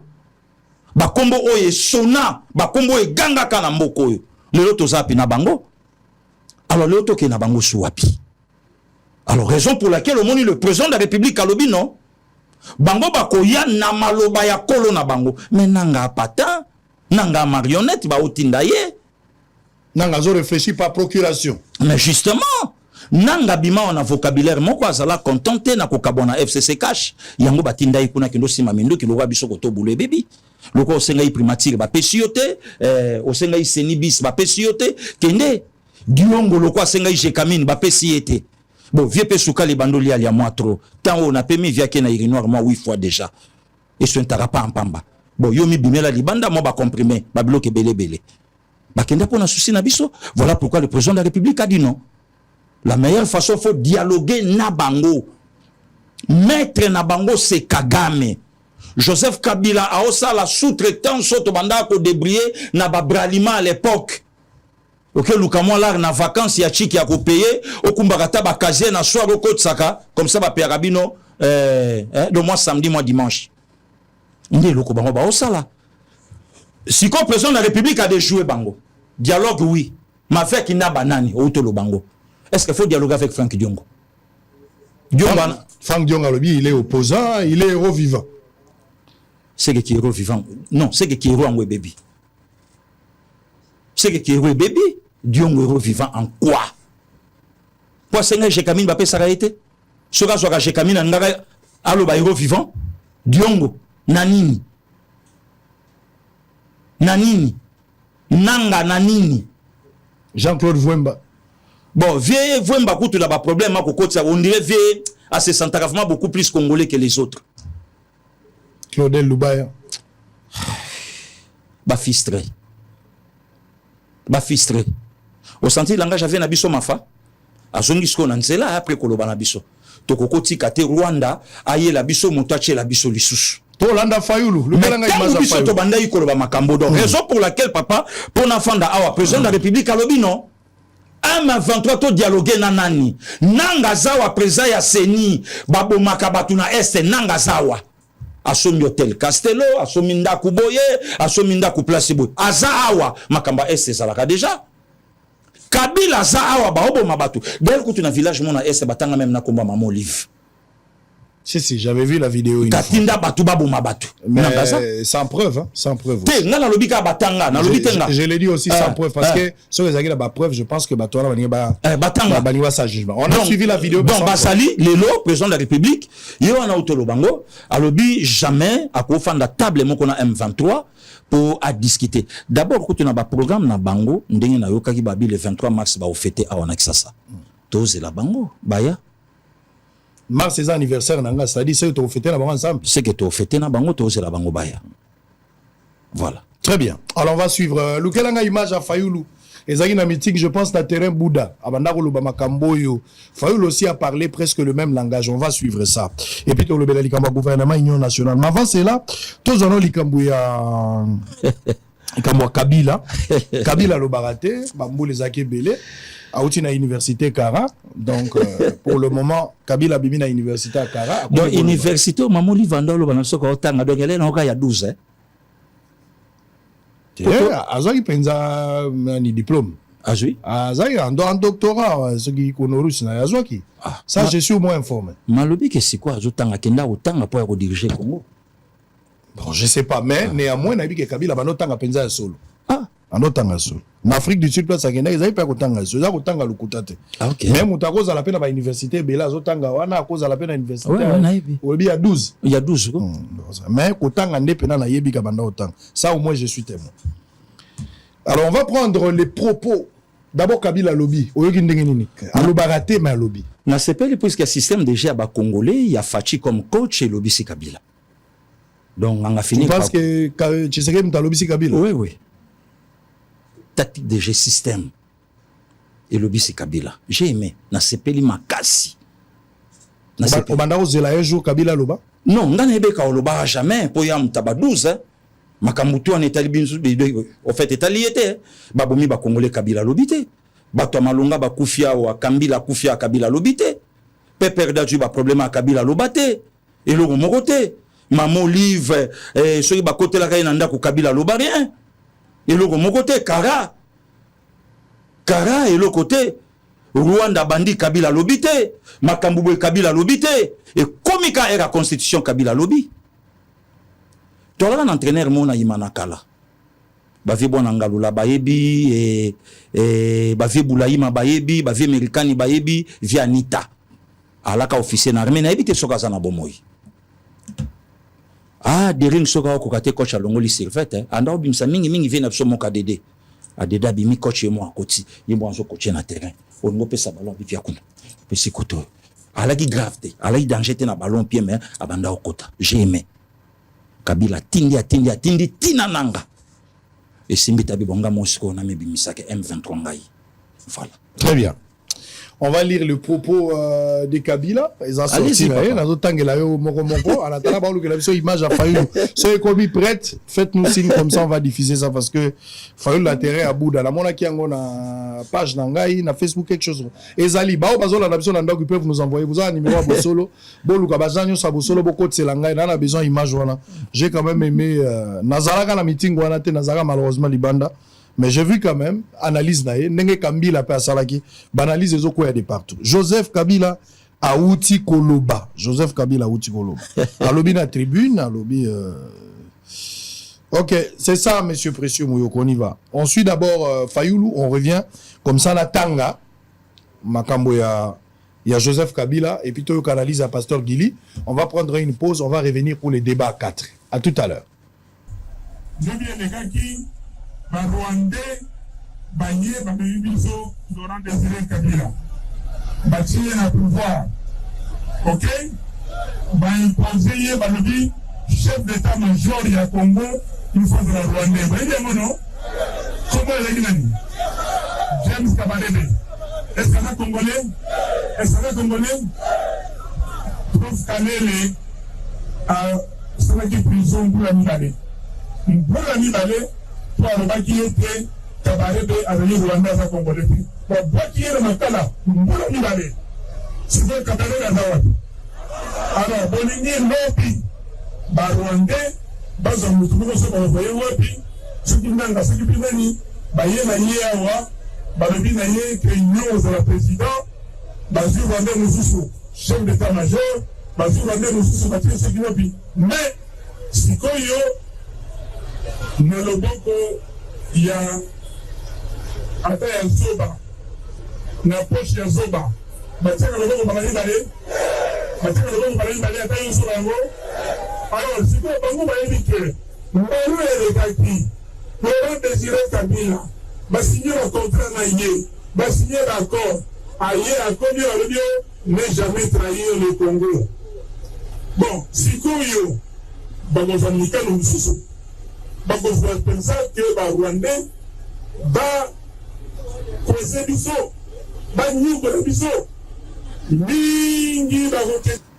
Très bien. Allez, totanga wani zanaki Martin Fayoulou Mafa. Tuzasiko kotala makambu Joseph Kabila uti koloba. Nazo bandela lobi ebele eza tribune munene mais nazo zwa ndambu ba oya lobi.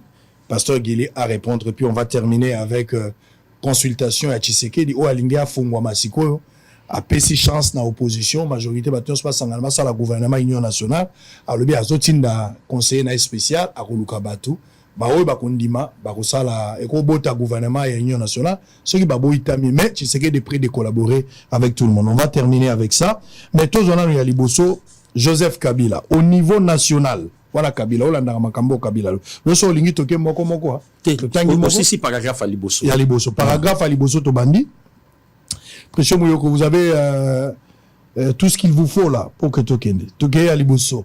Au niveau national, la principale cause de cette crise est la volonté manifeste du leadership actuel de briser le pacte républicain.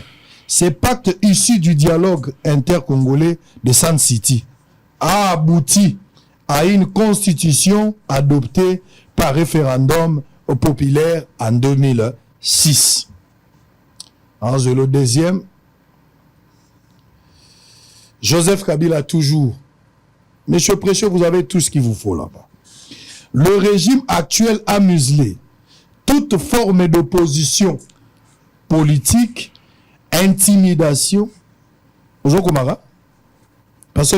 Très bien, Zokota papa. Le régime actuel a muselé toute forme d'opposition politique, intimidation, arrestation arbitraire, exécution sommaire et extrajudiciaire, ainsi que l'exil forcé des politiciens, journalistes et leaders d'opinion sont devenus les caractéristiques principales de la gouvernance de Tshisekedi. Merci, Papa Sango. Na bandi na première alinéa a parlé na problème à constitution oyo et même bango na San City tout l'équipe à référendum et puis et boti constitution auto travailler. Koloba sans don, c'est pas donné à tout le monde. Koza maillé les aussi un don, c'est pas donné à tout le monde. Na koti na gauche te ndenge Papa Sango lobby. Est-ce que makambo Joseph Kabila lobby est vrai ka lobby yango? Kabila ta auto tapé poitrine na vatika pouvoir na constitution. C'est ma propre constitution. Oya consultant nango mututé, même le prêtre bane loko loba te na constitution. Constitution nanga. Tozala awa to passa na référendum na nani? Place obiso lobaka oui ou non. Poto bimisa constitution. Donc, en réalité, les lots, Papa Sango, ce qui Kabila lobby kaka pona likamba constitution. Or, sa propre constitution à lui, et bongi sa place au yemoko constitution, s'il faut pas réviser nga, s'il faut pas toucher nga, isa, nakati. Kabila lobby en moté. Kabila auto parla lobby, le régime actuel, ils ont traqué, ils ont miselé, ils ont boua kabatu na exil. Le régime actuel a muselé toute forme d'opposition. Intimidation, arrestation arbitraire. Mais quel est ce opposant? Quel est ce opposant lelo à Libanda à exil? Mais n'attendez le Franck Diongo Bazali Banda, Moïse Katumbi Azali Banda, Claude Louba Azali Banda. Nani Soussou, Joseph Kabila lui-même il n'est pas là. Franck Diongo, il y a quelqu'un au Tangate. Kikaya bin Karubi babimaye moko. Joseph Kabila kenda au Tangade mamoli valoba na biso. Franck Diongo kenda ba soin pour na sucre. Moïse Katumbi tantôt sokazawa mboka na ye a auto réclamer passeport en mboka moko boye. Sonana kende exil. Claude Lubaya a kende exil pour sala nini? Akende exil pour sala nini? Namboko Kalevaza. So ezana bato fallait ba kende exil, Kaleva kenda okende. Akoye pe okende exil. Namboka oyo Emmanuel Ramazani Shadara Azala, Kusirku Azali, Obemina Kwaza. Baza awa, Zoa za awa. Jeannette Azao. Baki exilté. Jeannette Azao na badei na makambo bele azala kana ya mona ina. Maman Olive Azao. Aki exilté. Hein? Et est-ce que Kabila Zobosa n'attend? Azobosa na makamuto bosa ne loko. Est-ce que lelo tanga oloba? Pasteur Kofo Place Aza ndenga Olanda bisoba na ye sikoyo. Pasteur Kofo Place Aza.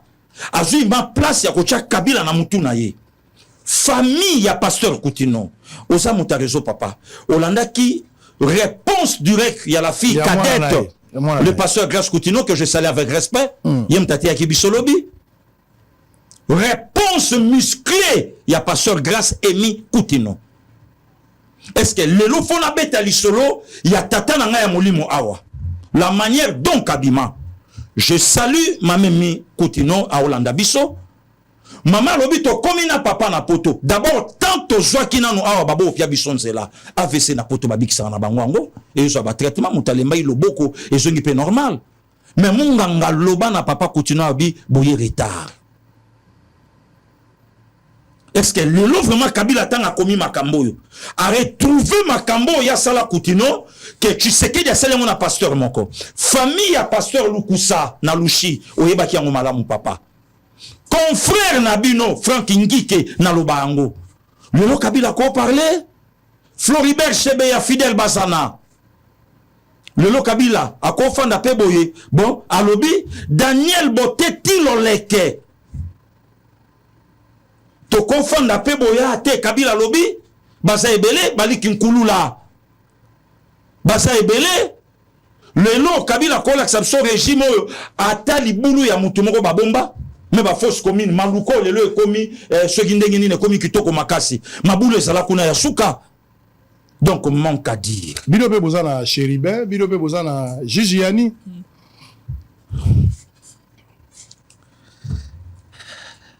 chaque régime baza na makila na ye so bango baza na ba Rosimu Kendi baza na ba Frank Ngike baza na ba Shebeya so bango baza na tout consort ba nani jeune fille akufaka nani Thérèse Kapangala ba combattant IDPS ba batumbaka na kati ya ndako voilà ouais wana eza régime ya Kabila voilà mais bino pe na régime na bino ba uti ko boma nani Chéribin Okende juge yani pa kufaka boya Chéribin papa Firmin Vonde que je salue avec respect asenga moto azana ba preuve au l'état publié aya na ngoti le lundi matin papa ya nitika molimo ne pe manakimia na boyi ba 15 ans de prison pour maloba pamba j'ai failli il y a 5 ans hein? Na sambi na ntebino ba juriste loko moko te mais basi ba poselenga 5 ans ba bi pasteur Gilifa Kendepo abimana 2030 c'est qu'on a ko boko langa ba na ngai pose zolo ba pe otala te na lobi mabete na lobaki makambo zolo ba tala photo moi si na bana pour raisonner bana na kachote na lobaki makambo esengela ki nanga makambo pe esengela ki na mboka mokonza mboka pe aleki kaka place onga na lobaki donc makambo yo Kabila lobi wana sorti moko raté na regretter même na ndeko moi si moko yambaka awa na boyi kotanga bakombo bato babi pasteur Gili kotanga asu bakombo bato te nga na yebi mo panzi sango mena ba source nso balobi belle sœur femme abota kuna ndeko ona bon oyambaka yawa bon le roi kombo yebani te promesse ani kotanga bakombo bato sute po bakombo bato zana ba puissance mususu ba soki kombo yebani te balobi ya ko yate me yo sambaka na kombo obi ke bino pe bato bosala mo to sa pe kitoko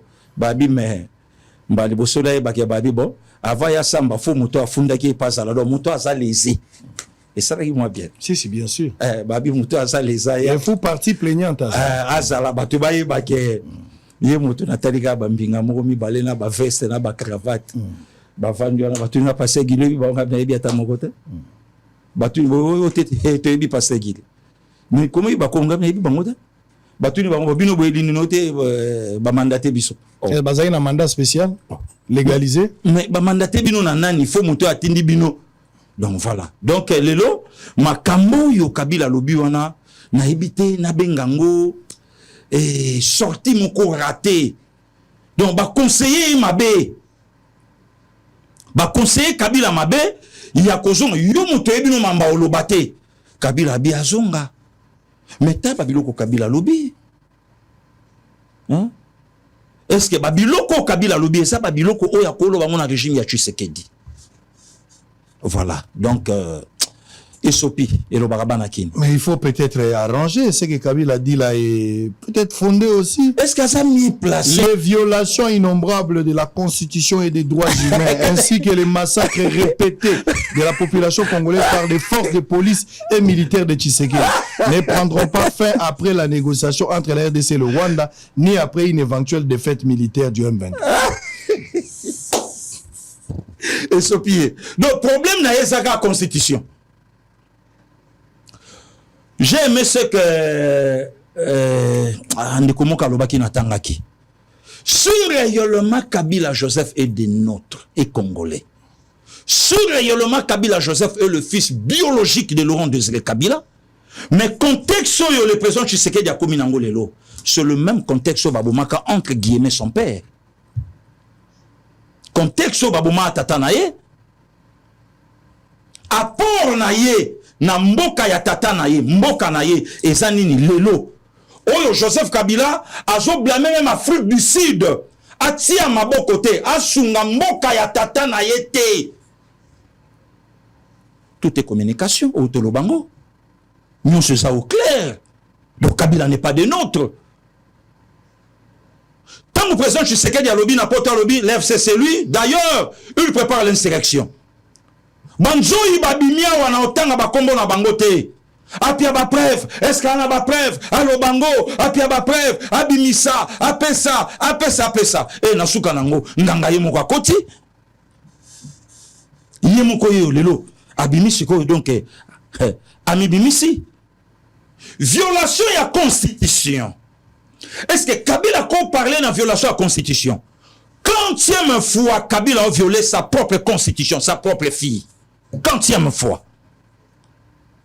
Constitution l'époque à Kabila lobby, Toko Simba Soumando qui te pon mboka, article moko, tokozwaka lisusu bokonzi na bitumba te na mandoki te bato Kabila baleki balobi eloko moko eko empêcher Kabila te na 2025 azongela bokonzi na moyen nini puisque selon Mobeko Likunzi Tshisekedi faut atika pouvoir na 2028 parce que tango bango baleki balobi eloko moko te eko empêcher ye azongela bokonzi na ye na 2025 po nini Kabila salaki lelo oyo Kabila kuti ba BBC entreprise nini Kabila tikaki oyo Kabila kuti ba BBC nzela nini Kabila salela biso bongo akuti yango ebebi nini ya malonga Kabila oyo atelemaki alobi na arrivé ko changer homme congolais te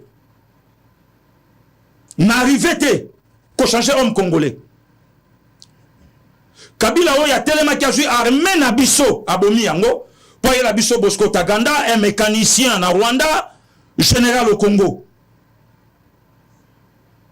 Kabila wapi o lelo alobi ke Tshisekedi o gérer mabe douane ya Congo apesa yango soki pe na beau père na ye ndenge toyoka menzoto bakunda kunepa na bango po Kabila bosana nini wapi aéroport na biso depuis mbongo ebima le 2 mai mukolo ngande kono na botama 2014 555 millions de dollars américains Tshisekedi mta payé prelelo po babanda musala wana wape kol moko na ville province à Kinshasa le sait par Kabila EP1 Kabila wapi yango EP1 Kabila na commune ce depuis 1960 ti lelo non ti 2019 Congo azalaki na moins de 1000 écoles Tshisekedi est devenu au pouvoir résultat toyebi oyo Kabila lelo ko fanda lobi bon nazonga pona tikaka budget ya 16 milliards tala ndenge budget zongi wapi 685 millions ya construction 1000 écoles wapi barrage à Katende dans 36 mois vous aurez le courant wapi yango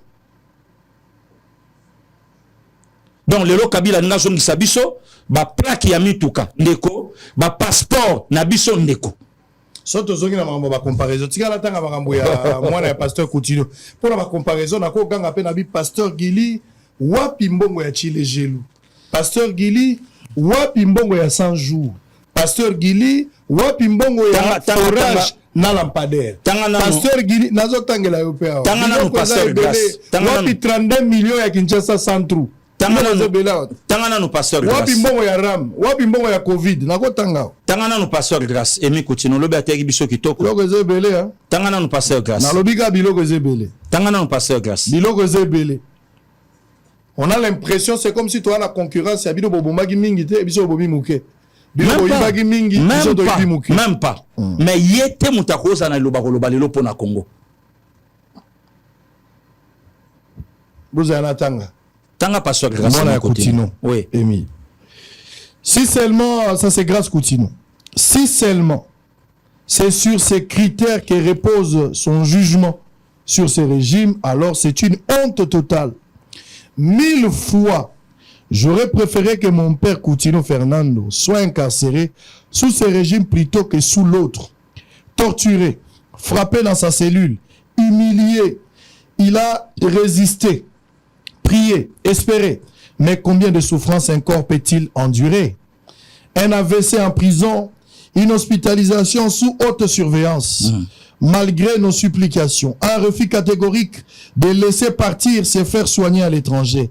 Un an de douleur, un an d'acharnement, un an fermé dans un hôpital sous surveillance constante, avant qu'on accepte enfin son exil vers la France. Dernier espoir d'un miracle, mais le verdict du médecin est sans appel, trop tard. Trop tard pour réparer, trop tard pour rattraper, trop tard pour espérer. Donc moi procès à Kolelandambo. Voilà. Moi nazolo baketata na yazali suna makasité. Voilà. Aujourd'hui paralysé, il porte à vie les séquelles de leur régime. Voilà. Ce que je suis continuer na travail à Olinga Congo. Makambo nyonso pasteur Grace emi continue lobiango, pasteur continue comment rien que cap on a sauvé le Congo. Et aujourd'hui Kabila Bimi a ebisi Afrique du Sud ozo chama boko na Congo pourquoi? Alors soutenir régime et tyrannie. Voilà. Ah bon? Ouais. Regardez. est-ce que nayoka Kabila frappé fort. Est-ce que ayebi mwana? Est-ce que lelo ayebi ba président tyran ou baleka? Natangela ye na pesa yenda kisa kaka ya président moko. Oya zwa bokonzi le 25 janvier 1970, le 3e président de l'Ouganda, Idi Amin Dada. Ayebi un président tyran. Ayebi Amona le sergent et Yadema, 38 ans au pouvoir, Ayebi ou soit peut-être étant Moussoussou, bon, alobi makambo ya lobite. Hein? Nana osana mboko yo ya koloba na Kabila makambo yo baloba na Tshisekedi. Na mboko ezana leki na yo atelema benga présent bana bitendi. Na mboka wo ezana leki nunu bo ezana ndeko nunu yana ndeko moko mwasi atelema loba bibongo soki akufi. To perdre nini o pasteur Gili fala ke nango 5 ans na makala. Pour ba parmi bato liboso ba Twitter. Ba parmi bato liboso ba Twitter. Ce qui a koufi différence yani na ba congolais ba okufa na est. Différence yani na loba ngona président de la République. Ba betaye, ba simbaye, ba kangaye. Azali a Otambola, il y a un député. Na deuxième mandat président de la République. Il y a FCC. Ah ben il y a un président incompétent. Bakanga, Babeta et l'autre, un président démocrate, un président 100% congolais. Atalabino, je n'ai pas besoin de ça. Tika Mutuna Mutasala Aloba ou Yalobi. Non, ce n'est pas le cas avec ce monsieur. Ou qui sont mon dernier pasteur grâce à Komi. Si Kotala pasteur grâce à Koli, n'a douleur. Mama Talabana, balay non Mike, balaki Mike. Ba pasteur grâce, le loba mamé Niskoutino, ba mama Atara, balaki Mike. Le pasteur Coutinho a fait 8 ans en prison. 8 ans. 8 ans. 8 ans. Bana balay Mike. Parce que maman Fatala, papa, na boloko, et Atala pe, na ngambu boyebana. Parce que t'as la douleur, il y a au moins na souka bimisi, makambo pona tata. Alo biango, mana laki na pasteur Coutinho na ndaku. Papa lobi na nga makambo, oya loba na nga. Na sala na ye na ndaku. Nake na tala ye na Paris, na fandi to sololi, na tali mutandako kima na sa du 20 mai, a gangi wo akimi na babeki, na fandi na canapé, na tali papa zobima na couloir, maya miso etangi ngai. Rien que ka pour na sauvons le Congo. Cholé est plus spirituel que Coutinho. Le père a réveillé à Congo, l'archibishop. Le père a réveillé à Congo. Très bien. Allez, on va finir. Donc, le lot, papa Sango, Toxicana nous fachi afanda. Le lot fachi a Ksili biso makasi tu ya Kagame. Alors, il demande à toute la population de se mobiliser. De se mobiliser contre l'agresseur. D'ailleurs, nga na osenga même ba jeune. Bakota contact na pasteur Gili. Ba jeune nyoso ya Kinshasa. To soutenir le président de la République, tant que leader de la jeunesse. To sunga mboka na biso, to tia mokonzi mboka maboko. Lelo mutu nyonso akomo beta kombo Kagame na yebisa ki omba leleki tango ya mbingawa. Lelo so ba Kabila balobi, lelo soki Kagame akomi koloba lobi, ne sika bafunda Rwanda. Place au Rwanda kovanda France abadana nuko vanda wana. France abanda kovanda. Donc France mtatindanga na boma Juvenal la biarimana. Makambo na osa na Congo France mtatindanga. La diplomatie agissante, le président de la République. Papa, yo pointé Kagame Moussapi. Kagame focha bango ligne ba Kadhafi ba alaki. Oche toche. Tu sais que Yabi c'est Kagame, un président rétrograde. Le lot Kabila lobby, la police Yafachi, armée Yafachi. Matika ngo ya kopola eba ke non facho sa eloko mona ngota. Na window kalobi abi je ne suis pas vous dire un au revoir, mais un à bientôt. Bon, le lot au côté na kata makambo tel l'insécurité du Congo a un nom, c'est Kabila. Est-ce que Tshisekedi est obligé de dialoguer avec Kabila? Si réellement Kabila est congolais. Auto lobango, yo moko pe na plateau na ngandengo ya mbinga olobiango. Si seulement Kaka Kabila est congolais. Incapable Il y a Kolanda Jésus sur la mort de entre guillemets son père. Incapable. Il y a Koyebisa ba Congolais, Nanya Bomande Konaye aimé. Incapable. Incapable. Famille à 3 personnes et Gérard Bissot. Ba Congolais, ba Fanda, ba mona ancien gouverneur à Tanganyika. Aolo ba lobi, c'est depuis 97. Tokota na famille. Il y a Laurent Désiré Kabila. C'est depuis 97. Tokota na famille. Ba Congolais ba Fanda, ba mona Moutaolo bana parlement lobby, bozwanda kisananga na Tanzanie, so reçu diplôme avant kende était lo likolo, il faut que tu na service national. Bozwanda kisananga. Donc nyonso wana lelo Kabila lelo alingaya apesa Tshisekedi du conseil et a lokola enfant adoptif aweleli lopango. Très bien. Allez, merci beaucoup. On a fini pour aujourd'hui. On a fini pour solo et Sili pour la première partie. On va prendre une petite pause. On va se retrouver après un débat à 4. À tout à l'heure. Merci beaucoup. Hôtel Saphir, un bijou au standard international en plein Matongé, au grand carrefour de Kinshasa. Plusieurs catégories de chambres, bureaux et appartements climatisés avec Wi-Fi et TV n'a faux prix. Petit déjeuner y compris dans son restaurant aux spécialités variées avec réduction des prix pour Naba client Oyuba Fandina Hotel. Ascenseur ultra moderne, disponible en permanence 24 heures sur 24, vous amène à tous les niveaux. Yaboina Matongé et Salaté. Notre adresse A4 Ikelemba, quartier Matongé, commune des Kalam. Téléphone 084 710 99 99. 081 600 8000. Hôtel Saphir, beau cadre, bel emplacement, bon prix et beaucoup d'avantages.